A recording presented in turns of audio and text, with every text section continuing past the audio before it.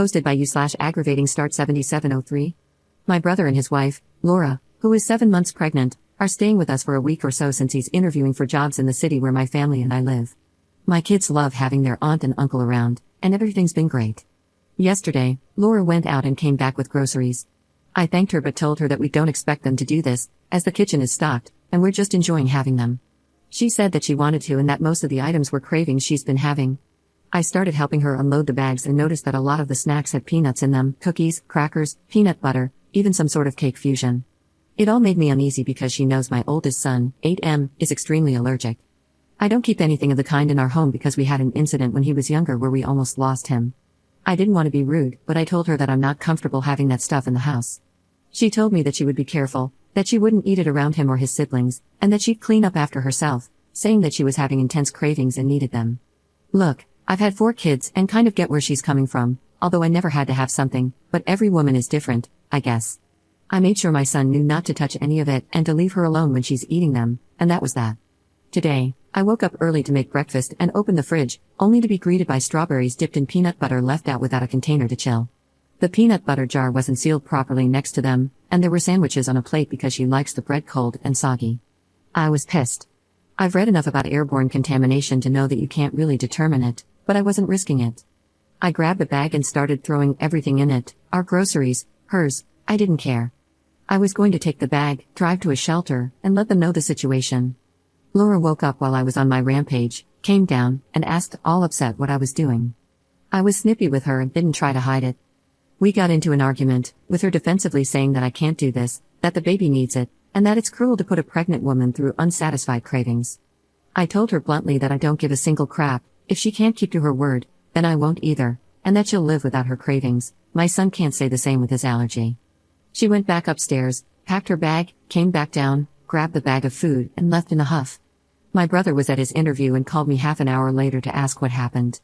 He was upset with his wife but also with me because, in his view, nothing happened, and at the end of the day, my son is fine. I told my husband when he came back from work, and he's completely on my side. Was I wrong here? Update 1 day later. Like some people had predicted in the comments on the other sub, Laura did go straight to my family and started complaining.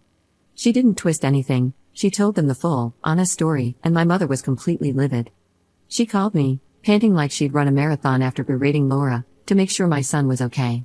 I can only imagine the riot act she read to her. Apparently, even my stepdad gave Laura one of his disapproving frowns. My brother came back in the evening to get his stuff since Laura had only packed hers for some reason.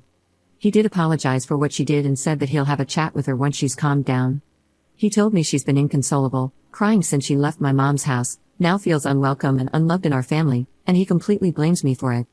My husband butted in and told him that it's enough, that whatever Laura's feeling doesn't come close to what we felt, and that she needs to get over herself. He added that I've been scrubbing the house from top to bottom for hours because of her actions. I did get panicky and went on to deep clean the whole house, especially the kitchen. Anyway, my brother left after saying there's no reasoning with us when we're being this stubborn. Now that I've had time to get out of the state I was in, I do feel bad that she's distressed and feels unwelcome in our family. That was never my goal. I've been debating sending her an apology, not for my actions, because I stand by them, but for the way I went about it.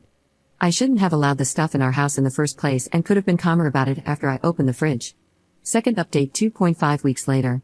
A lot of people ask me for an update, so here it is. Warning, this is going to be a long one.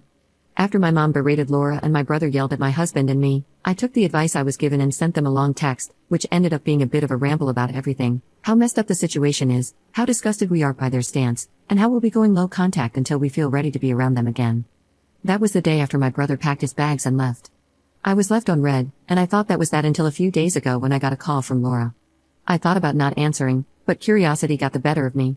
When I picked up, Laura tried to make awkward small talk, but I think she sensed I wasn't in the mood and got right to the point. She apologized for her behavior, said she had no excuse other than her hormones, and we ended up having a long chat about everything. By the end of it, I actually felt better and like we could get past it and work on our relationship. She also mentioned that she would still like my family and me to come to her birthday dinner. It wasn't going to happen at a restaurant anymore. I guess the hotel stay ended up costing them a lot, as some of you predicted, and that it was going to be at their house instead. I told her I would talk with my husband and get back to her. I also got a text from my brother apologizing and saying he was just trying to protect and stand by his wife. It was too soon to start mending things, as my husband pointed out, but he left the choice up to me. I honestly believed her apology because she had never acted like that before, and she seemed genuinely ashamed of herself. Anyway, my sister, who also received an apology because she tore into her as well, and my parents, who also got an apology, were invited too, but my sister's kids wanted a cousin's sleepover instead of going with us. After talking it over with my sister, we agreed to let them have the sleepover at my house. My regular babysitters are my next-door neighbors, two sweet and responsible 16-year-olds who live with their mom. They usually team up to watch my kids on date nights. There's a reason I'm mentioning this. With my sister's two kids added to the mix, I asked their mom if she was free to join them, and she agreed. So, I called Laura and told her that Richard and I are coming. When we got to their house, Laura greeted my husband and me at the door. We handed her the gift and went in, but she seemed puzzled that we didn't have a trail of kids with us, so I reminded her that it was just adults tonight. The same thing happened when my sister and her husband walked in. Dinner was awkward, no matter how much we tried to lighten the mood, and the conversation was stilted at best, but I thought it was at least a step forward. Laura asked again why the kids weren't with us, mentioning that she had made special food for them. I had never mentioned the kids when I got back to her, just my husband and me, but I felt like it was my fault for not clarifying, so I apologized and thanked her for thinking of them. My sister chimed in, saying that her kids and mine were having a cousin's sleepover tonight, and how she was excited for our soon-to-be nephew to join them when he's here and older.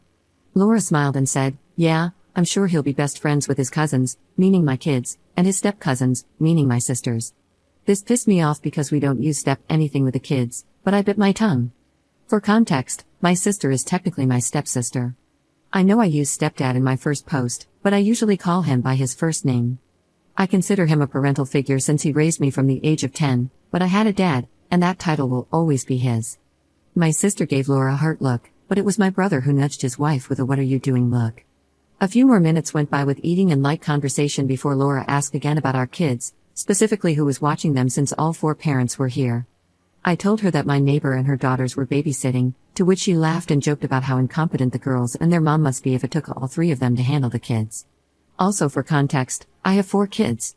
I'm biased and like to think they're well behaved, but they can sometimes be too much for one person to handle, even for me, and I'm the one who brought them into this world.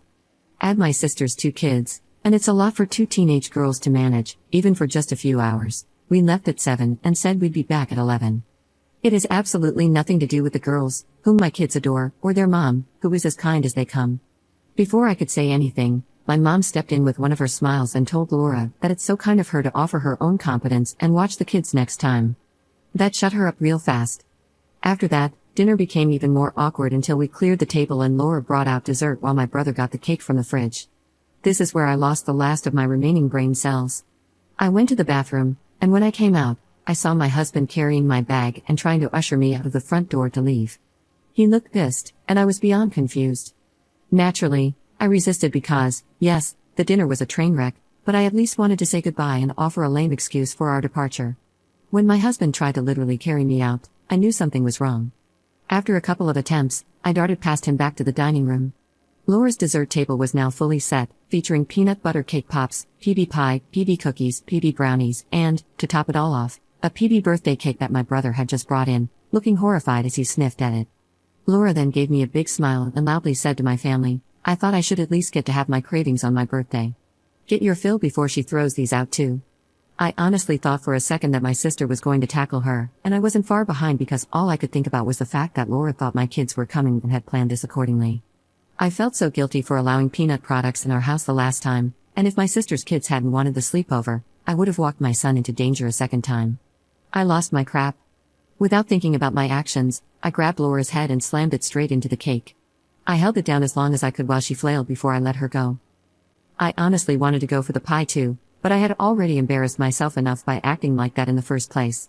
So I told my brother that I was done with both him and his wife, and if they tried to contact me or my family again, I would file for a protective order. Then I let my husband lead me out. My sister followed behind us with her husband, but our parents stayed back. I heard Laura screaming profanities after us, but my stepdad raised his voice, which shut her up. I got a lot of jokes about his reaction on my first post, but the man is as stoic as they come. Him showing any emotion is a big deal. I remember that his frown alone, growing up, was enough to literally stop my sister and me in our tracks because we knew if he gave us one, we had messed up. I haven't asked my mom what happened after we left because I can't handle any more heartache from my brother or his actions. I don't think this was the update anyone wanted, least of all me, but I'm completely done with both of them. Even though my brother looked like he had no idea, the stuff was in his house, happening under his roof. I'm sad I won't be in my nephew's life, and my kids won't get to know the new cousin they've been waiting for, but I'd rather cry over that than over my son's life.